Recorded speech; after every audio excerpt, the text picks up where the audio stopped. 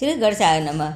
आप सबको संकष्टी चतुर्थी की हार्दिक शुभकामनाएं। भगवान गणेश जी की कृपा आप सबके ऊपर बनी रहे।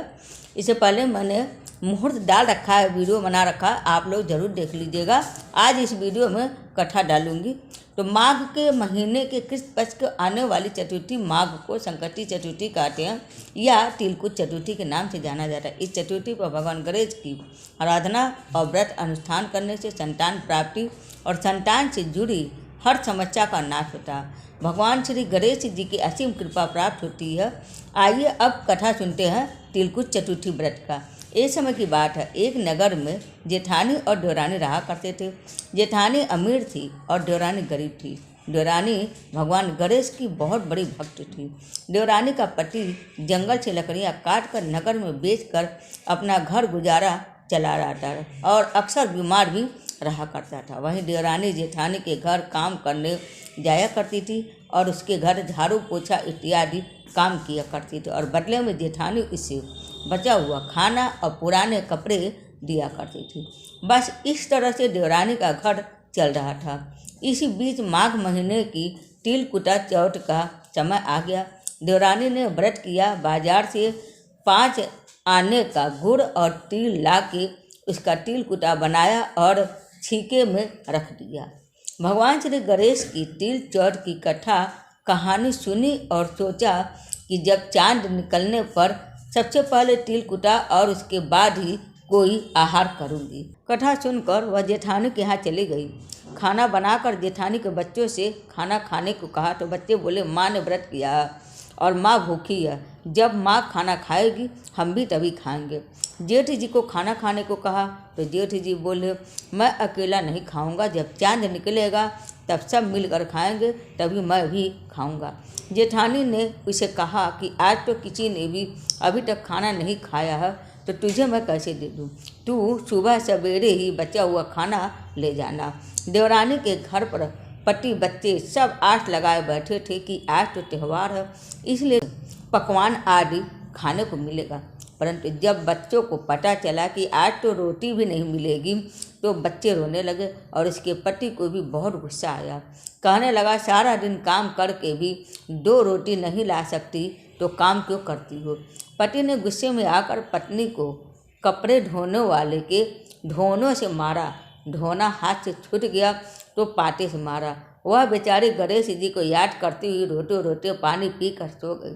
उस दिन गणेश जी देवरानी के सपने में आए और कहने लगे धोने मारी पाटे मारी सो रही है या जाग रही है? वह बोली कुछ सो रही हूँ कुछ जाग रही हूँ। गणेश जी बोले भूख लगी है, कुछ खाने के दे दो। देवरानी बोली क्या दूँ? मेरे घर में तो अन्न का एक दाना भी नहीं है। जेठानी बचा कुचा खाना देती थी, आज वह भी नहीं मिला। पूजा का बचा हुआ तिल कुटा छीके में पड़ा है, वही खा लो। तिल कुटा खाने के बाद गणेश जी बोले धोने मारी पाटे मारी निपटाई लगी है, कहाँ निपटे? वह बोली यह पड़ा है पूरा घर, जहाँ भी इच्छा हो वहाँ निपट लो। फिर गणेश जी बच्चे की तरह बोले अब कहाँ पोछूं? नींद में मग्न अब देवरानी को बहुत गुस्सा आया कि कब से तंग किए जा रहे हैं। सो बोली मेरे सर पर ही पोछो, और कहाँ पोछोगे? सुबह जब देवरानी उठी तो वो यह देखकर हैरान रह गई कि पूरा घर हीरे मोती से जगमगा रहा है। सिर पर जहाँ विनायक जी पोछनी कर गए थे वहाँ हीरे के टीके व बिंदी जगमगा रहे थे। उसी दिन देवरानी जेठानी के यहाँ काम करने नहीं गई। बड़ी देर तक राह देखने के बाद जेठानी ने बच्चों को देवरानी को बुलाने भेजा। जेठानी ने सोचा कल खाना नहीं दिया इसलिए शायद देवरानी बुरा मान गई है। बच्चे बुलाने गए और बोले चाची चलो, माँ ने बुलाया है, सारा काम पड़ा है। देवरानी ने जवाब दिया अब इसकी ज़रूरत नहीं है, घर में सब भरपूर है। गणेश जी के आशीष से मेरे पास सब कुछ है। बच्चों ने घर आकर माँ को बताया कि चाची का तो पूरा घर हीरे मोतियों से जगमगा रहा है। जेठानी दौड़ती हुई देवरानी के पास आई और पूछा कि यह सब कैसे हुआ।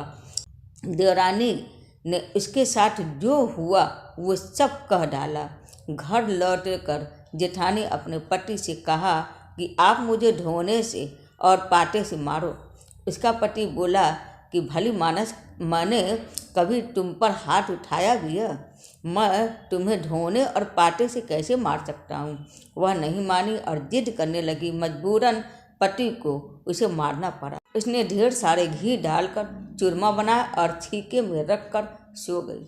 रात को चौथ विनायक जी सपने में आए, कहने लगे भूख लगी है, क्या खाऊं? जेठानी ने कहा, हे गणेश जी महाराज, मेरी देवरानी के यहाँ तो आपने सूखा तिल कुट्टा खाया था। मैंने तो झड़ते ही घी का चूरमा बनाकर आपके लिए छीके में रखा। फल और मेवे भी रखे हैं, जो चाहो वो खा लीजिए। बाल स्वरूप गणेश जी बोले, अब निपटे कहाँ? जेठानी बोली, उसके यहाँ तो टूटी पिटी झोपड़ी थी, मेरे यहाँ तो कंचन के महल हैं, जहाँ चाहा तहाँ निपट लो। फिर गणेश जी ने पूछा, अब पोछूं कहाँ?